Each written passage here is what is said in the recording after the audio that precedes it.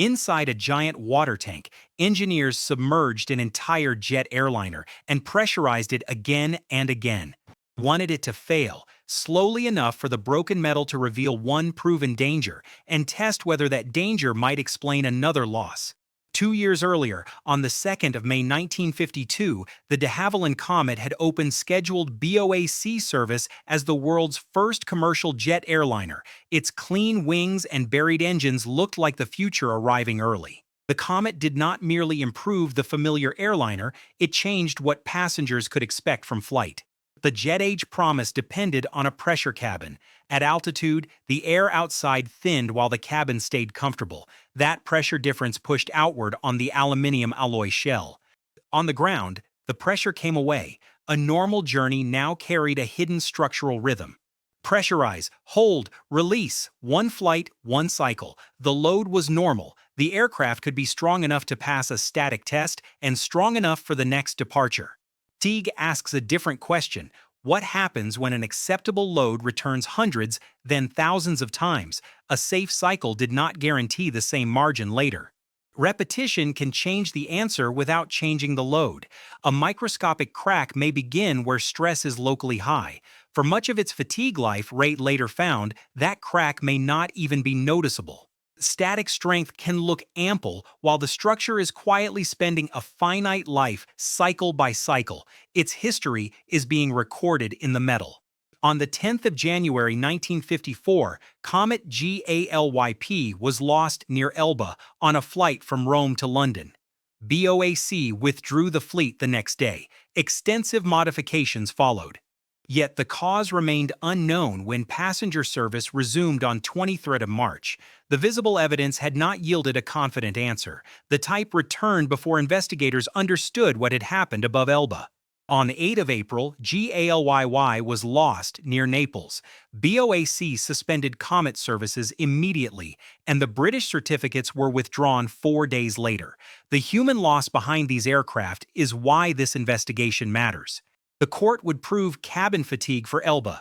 Naples could have been the same, but its evidence never supported a definite finding. That limit matters. Investigators faced a failure that could hide inside apparently sound metal. An inspection might find no visible crack. A strength test might prove the cabin could withstand a large load that day. Neither result alone could reveal how many ordinary cycles had accumulated or how much fatigue life remained. The fatigue process could be real long before it became visible to anyone. So the question could not be settled by looking once. Investigators needed a complete pressure cabin. They needed to load it, unload it, and repeat the sequence until hidden damage declared itself. Sir Arnold Hall ordered that full cabin test on the 18th of April. It began at Rate in early June. Repeated loading would turn elapsed structural life into observable evidence. The specimen was former BOAC Comet G-ALYU, Yoke Uncle. Engineers filled its complete pressure cabin with water, then lowered it into an external tank. Water now pressed on both sides of the shell, so its weight was balanced. Pumps added more water inside the cabin to create the required pressure difference. That balance was crucial. Without it, the water inside would impose a false gravity load that ordinary flight did not. Water was the safety device and the evidence preservation system. It is far less compressible than air, so the pressurized test stored much less energy. If the cabin ruptured, the break would be milder than a comparable compressed air failure. Its origin could survive for examination. The airframe could be repaired, then cycled again. A violent air rupture might have erased the first break beneath much wider damage. Water helped keep the starting evidence legible. Pressure rose, pressure fell, hydraulic loads bent the wings. Then the rig began another simulated journey. The sequence approximated the loading from takeoff to landing, but it was not a perfect copy of service. Vibration and some takeoff and landing effects were missing. RAE warned that the test life might therefore be longer than service life. Each cycle still joined cabin pressure with fluctuating wing-bending loads, then brought both back down. The cabin had already lived roughly 1,230 flights in service. The tank added about 1,830 more. After about 3,060 total cycles, the first reproduced failure appeared. It was not at an ordinary passenger window. The skin had opened at the bottom front region of G-ALYU's forward port escape hatch. By then, fatigue cracks were also present at several center section windows. The accumulated pressure history was leaving evidence at more than one cutout. G-ALYU's reproduced crack began at a countersunk fastener hole in the skin near that hatch corner. The apertures were rectangular with rounded corners, and Reid measured the general corner stress at roughly 2 to 3 times the level elsewhere in the fuselage. Inside that raised field, the countersunk hole created a sharper local stress concentration. Fretting could add another fatigue influence. Later full fuselage tests on G-ALYR found the recurring pattern. Observed aperture corner cracks began at countersunk rivet holes, not at the aperture edges. Keep two findings separate. G-ALYU was the tank test aircraft, and it failed at the forward escape hatch. G-ALYP was the Elba aircraft. Recovered wreckage placed its first cabin fracture near a rear ADF aperture. Court considered a starboard aft countersunk bolt hole the probable starting point because fatigue was found there, but it could not exclude a manufacturing crack at the opposite corner. Probable is not certain. The tank had reproduced a fatigue mechanism, not a copy of the accident aircraft's exact crack path.